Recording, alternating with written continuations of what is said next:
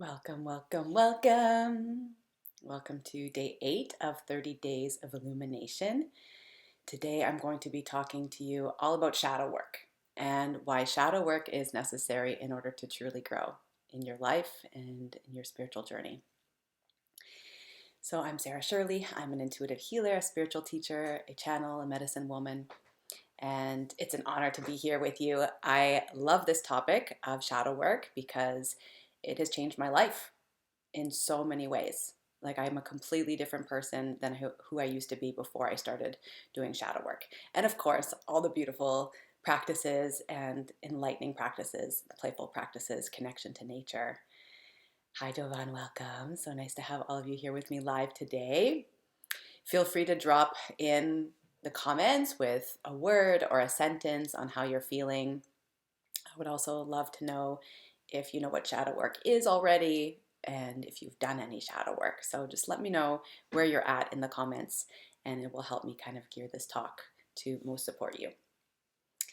So I want to also share with you that I'm hosting a free masterclass coming up on February 13th, 15th, and 16th. It's called Release Religious Wounding. It's going to be so powerful because I've actually seen time and time again so many of my clients and the people in my community that have a lot of religious wounding that's unconscious. And we'll talk about that word a lot today, unconscious. And it's holding them back from having a deeper connection to spirit and a deeper connection to living the life that they actually came here to live and to sharing their light with the world. This can create a lot of blockage for us because we are actually all spiritual beings. I think many of us have just forgotten. And so in the 3 days, I'm going to help you clear a lot of wounding that could be there inside of you. And oops, sorry for the noise. Cleo. Cat vibes. Clear a lot of the wounding that's there in your field, in your body, in your memory from this life, from past lives, and from your ancestry. And then we're going to anchor in, and help you open more to your connection to the divine and whatever your specific connection is. I'm not here to tell you what that is, but I'm here to help you discover yours. So just reading some of the comments here, only learning about shadow work, a newbie. Another comment, I feel I have done some shadow work. You've definitely done some shadow work. Beautiful. So let's talk about firstly, oh, by the way, if you want to join the masterclass, you can check out the link in my bio. You can send me a DM or check out the link in the comments to this video afterwards. So let's dive in to day 8. What is shadow work? So shadow work is a term that was coined by Carl Jung, the psychologist or psychiatrist. And I'm not sure exactly what he was labeled as, but he coined this term because he helped illuminate the fact that many of our thoughts are actually unconscious. And shadow work is about bringing not just thoughts, but like our wounds as well. A lot of them are unconscious. And so shadow work is about shining a light on the unconscious. And I meant to look it up before going live today with you. But maybe I'll look it up after and I'll type it into the description to this video about what's the percentage of how many unconscious thoughts are running through our minds all day, every day. It's a very high percentage of all these unconscious thoughts that we're not consciously aware of that are running us, and they're creating these programs inside of us. So shadow work is about bringing all of this to the light and finding ways to love it, and also maybe to choose a different way or to alchemize the pain that's there. So the shadow can come up in so many different ways. It can come up through our thoughts, like, oh, I'm not worthy of that. I don't belong here. No one likes me. I'm not good enough. All the kinds of negative thoughts that run through our minds without us sometimes we realize them, but many times we actually don't. And so it can happen through thoughts. The shadow can come up through thoughts. It can come up through our actions. Maybe we do something that actually hurts the people around us. And it's not actually what we want, but maybe someone says something, we lash out on them, for example. It can be unconsciously done that way. And oftentimes it has nothing to do even with like that person, that wound that you're lashing out about. It has to do with a wound that's much, much deeper. So it can also, the shadow can show up through our actions, through our behaviors. It can show up in our emotions as well, and the way we react to our emotions. There's an example that's popping in my mind. around a family member of mine. And, you know, this Christmas, certain people weren't able to be there for Christmas at the last minute. And this person, this family member, got very reactive and very hurt and felt like abandoned and like no one loved them. When actually, in fact, like the person that, or the people that weren't able to show up, they weren't able to be there because they were sick and they just weren't feeling well. And they genuinely wanted to be there on a day when they would feel better and be in a better mood and be able to share in much better company, right? Or to be much better company. So it was interesting to see, oh, like the wounds that were coming up and all the emotions that were coming up because someone was sick and they weren't able to be there. It was like actually a much deeper wound that was coming to the surface.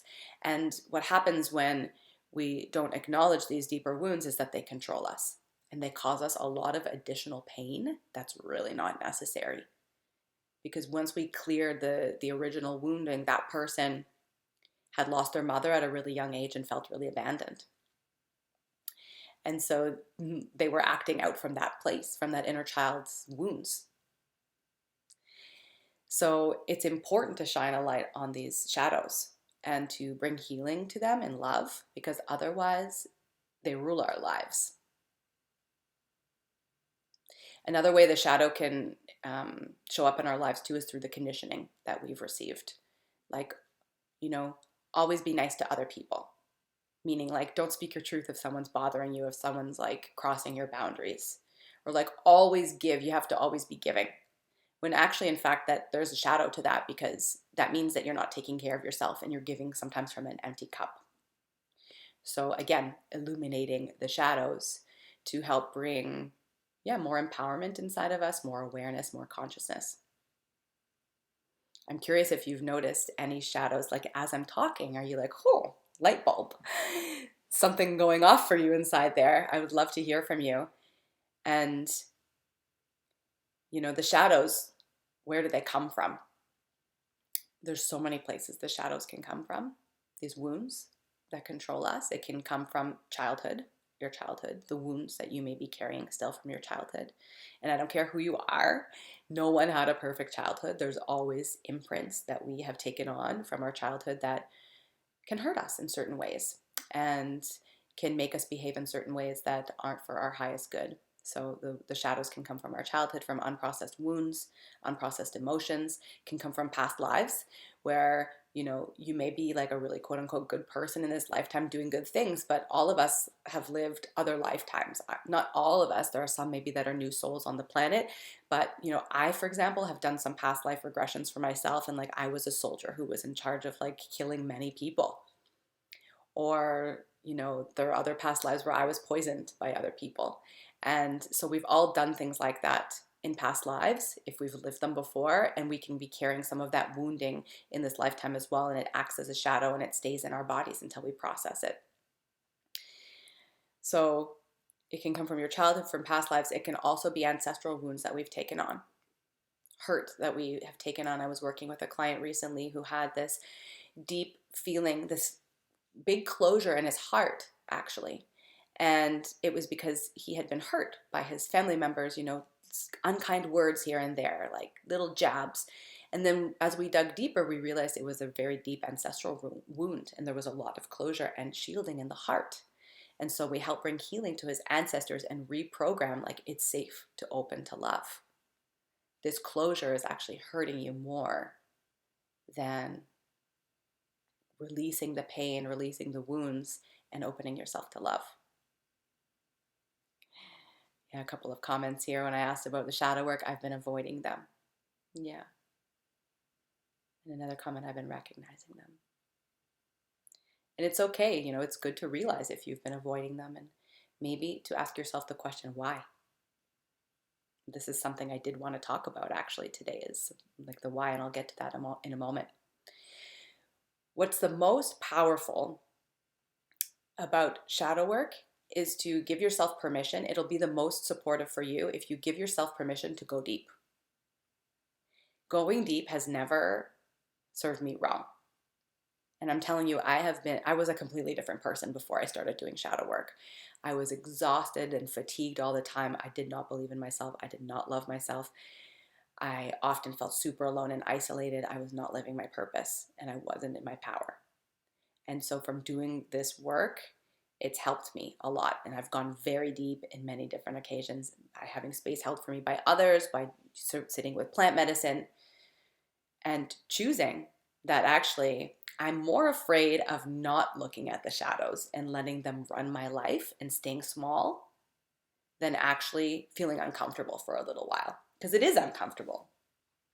Doing shadow work and feeling these unprocessed emotions and unprocessed wounds can be really uncomfortable. It's painful, but it's important to remember that that pain is living inside of you anyways, and it's weighing on you. It's heavy. It creates depression, anxiety, fatigue. It creates disease, like physical ailments in the body. It creates disconnection from others, from yourself, to source and spirit. So I hope, if anything, that this video today inspires you to open a little bit more, to allow yourself to go into those uncomfortable places, to let yourself feel, because this is a huge part of healing, is to let yourself really go into all the feelings and all the emotions and all the sensations. Even though they're uncomfortable, remember that everything is temporary. And the more willing you are to go in and feel the discomfort, the more quickly it's going to move through you. Emotions need to move. They're like water. Imagine water, right? They need to move. And what happens to water when it stays stuck and stagnant? It becomes like mud and murky. And we're made of water. We're like 70% water. So if you don't give your emotions space to flow, they become murky. So even though it's uncomfortable, let yourself feel.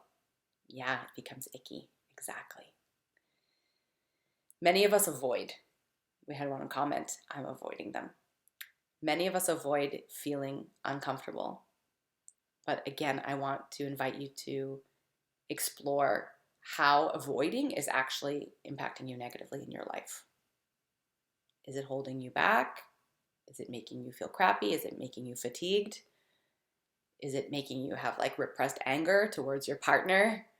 Is it holding you back from showing up as you truly are and putting yourself out there in the world? Explore explore how it's impacting you in a negative way to avoid the uncomfortable things in your life. You know, for example, a big one is many of us are very afraid to speak our truth. I've seen this time and time and time again. And it's something that I've worked on immensely in my journey, because when I first started, one of my big awakening moments was realizing how tight my throat was. I was so scared to speak my truth. I didn't know how to speak it in a way that would be helpful to myself or to others. And so my throat was extremely tight. And since then, I've practiced and healed so much in my throat. And I notice now, if there's something that I don't speak, I get sick very quickly. And it stays stuck in the throat until I finally just say, okay, fine. I surrender. I'll speak the truth. I'll tell this person what I need to share. And you can always do that from a place of love. And it's just so healing to let these things out instead of making them stay stuck, because I've seen, for me, the repercussions, and I'm curious if you've noticed that too. One of my clients was just sharing with me that she has been sick. She was a former client, and she actually just re-signed up with me again this week for more sessions. And she was sharing that in the past few months, she's been sick 4 times. And she was laughing about it. She's like, I know my body is trying to tell me something. And it's like, yes, okay, good. Listen, ask and listen.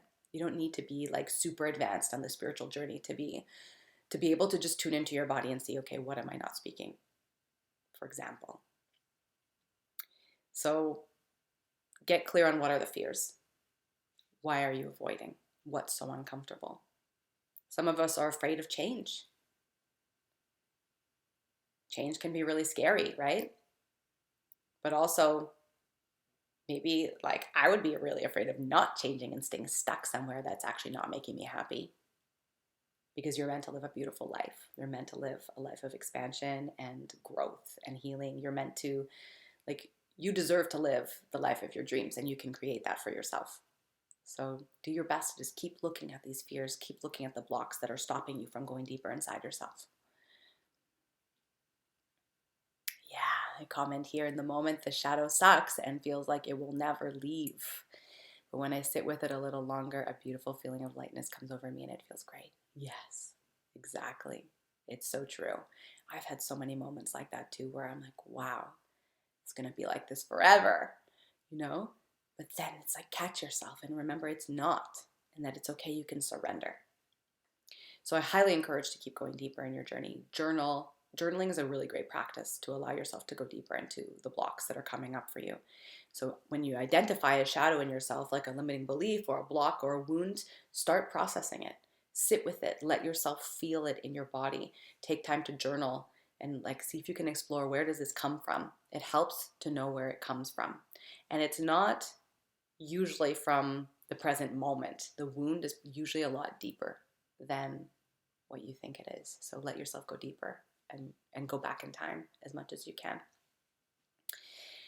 I wanted to share also for all the light workers out there, because this 30 days of illumination is truly for you. And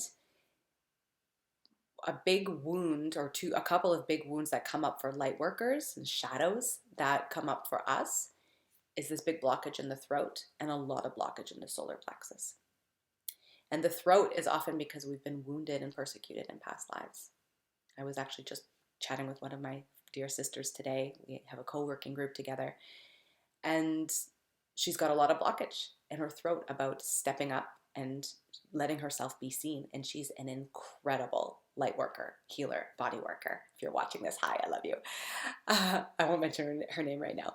But there's this block in the throat. It's this fear because we carry this imprint, many of us, like probably all of us who are light workers, of being persecuted in past lives. And so we're afraid to step up and show ourselves and let ourselves be seen because we've literally been killed for it before. So this is a big one, and it needs to be cleared in order to show up bigger as a light worker. Another big wound that light workers experience is in the solar plexus. It's feeling unworthy, feeling not enough, and just not trusting in themselves. So these are two really big ones, the two like big chakras for light workers that you might struggle with. The throat and the solar plexus, believing in yourself, like being in your power, trusting in yourself, and also then showing that and expressing it to the world. So if you do need support with that, definitely reach out and apply for a heart-to-heart chat with me. I would love to connect with you and support you. And I also have an incredible program that's coming up soon, which I'll be announcing in the next few weeks. So yes, so good. There are resources to help support you. You don't need to stay stuck. And it's helpful to have somebody to support you and guide you along the way that's been there before, because I had a lot of blockages in those two areas. And it feels so liberating to be able to step up bigger and allow myself to serve with my gifts and to support others. So, it's like we all want to live our purpose. And I think especially as we're on this journey, this is something I was sharing the other day around the spiritual, around the signs that you're a healer, is like you have this deeper longing to live your purpose and to serve. And you might not know exactly what it is right now, but you can trust that it's there and follow it. And then if there are blockages in the way, start exploring them. Notice what thoughts keep coming up in your mind and what kind of blocks are there for you. So what's really important actually is to not get stuck in shadow work. And I have to say I've been very guilty of this sometimes, because I'm able to perceive a lot of my blocks and see what's here. And sometimes we can get so stuck in this, and I've seen it many times with people on the plant medicine path, of getting stuck in doing too much shadow work and sitting in too many ceremonies. Because it can, it's good sometimes. We might go through cycles in our lives where we're doing a lot of deep, deep work and cleansing. It's like these stages of like purification, cycles of purification, and that's okay. But you have to remember to come back up again and to find ways to incorporate play into your life, to incorporate beauty and love and connection and more lightness as well, because we can also heal through all of those things. Like for me, I love to dance and I love to sing. And those are two ways that my spirit feels like super happy. And so I make sure to try and incorporate those often as well. And also to do that with other people, For me also, like being outside in nature is like my happy, happy, happy place. And so that always helps uplift my spirit. That fills up my cup. So find the ways that, bring in more light as well. So it's like, yes, embrace the shadow, love your shadow, find ways to bring light to the shadow, but also don't focus on it too much. It's like in shamanism, I believe it's called the red line, and maybe James, you can correct me if I'm wrong. I think it's called the red line or the red path, where you walk down the center and you're not trying to be in the light or the shadow, you're just in the center of that, and you're allowing it all to be around you all the time. Because what I have noticed also on the opposite side of the spectrum is that in spiritual communities, yeah, the red road, thank you. In spiritual communities, people can get really stuck on this love and light theme, especially if you're newer. It's all love and light. Oh my God, everyone is so beautiful and everyone's so lovely and full of light and love. And I have to be nice to everybody all the time. And there's something beautiful in that. And yes, you should be, respectful. But sometimes people are just rude and they need you to be like firm back to them, And what can happen when we focus too much on love and light is we can start to bypass. And I know I have done this, especially with anger. And I've seen it a lot with people in anger. With anger is not spiritual. Like we can have these beliefs like it's not spiritual enough to feel that. Or whatever, shame or whatever other emotion or energy you want to plug into there that's not spiritual enough, or that you shouldn't be feeling that way because you're at a certain place in your journey. And what's important is instead to just love ourselves exactly where we are in every single moment and know that it will change. So be mindful of not letting yourself bypass emotions and like gaslighting yourself. Gaslighting is a way of like invalidating your emotions, and people, we can do that to each other as well. It's happened quite a lot. Like, oh, that's not valid to feel that way. You're overreacting. It's like, no. Tune in and put your hands on your body and realize that like whatever you're feeling in that moment is valid. You can love yourself in that moment. And then maybe there are moments where it's like too much water, too much emotion. And notice those too. Okay, what do I need right now? Okay, I need some earth energy. I need some grounding. I need to take a cleansing shower. Whatever it is. This is a big one, yeah. The bypassing. It happens so much. And like I said, like I've been guilty of it, and I'm still guilty of it sometimes. And then you just have to have this larger awareness to just notice. It's like this observer energy that you can embody for yourself, like observing your behaviors, observing your emotions, observing like what you're doing and how you're acting. Observing, oh, I'm bypassing or I'm gaslighting myself right now. I'm telling myself that the way I'm feeling is not valid. So I hope that's supportive. I hope that's helpful. Find that balance between the light and the dark, and walk the red road right in the center and know that everything is okay. This is so helpful, but it scares the crap out of me. Yeah, I would suggest sitting with that fear a little bit more. What are you actually afraid of? Maybe after this video, you can get your journal out and explore, what am I actually afraid of? What are the fears that are here? This is a perfect opportunity to do a little bit of shadow work in a safe way. You only have to go as far as you're ready to go, right? So that's it for today on shadow work. This has been a monumental part of my life. And actually, I do want to share one story before we go. This was like, for me, one of the first times I actually did very deep shadow work with my teacher. His name is Tiffany. Love her dearly. And I was just sharing this story the other day with someone. I used to be really spoiled in my childhood. I would always get what I wanted, and my parents would always give me what I wanted. And if I didn't get what I wanted, I would take a fit, and then I would get what I wanted most of the time. And this was because my parents, like, they weren't able to really be there for me emotionally in my childhood, because I'm a very emotional person, and my brother had passed away, and they just didn't have the capacity. So they'd give me what I wanted. I want the candy. Okay, fine, here. Or no, you can't have the candy. Blah.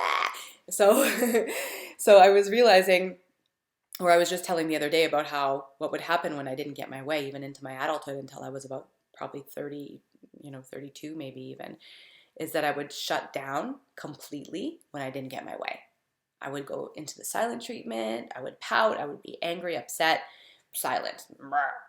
And I would say like that for a while, not speaking my truth, not really feeling fully my feelings.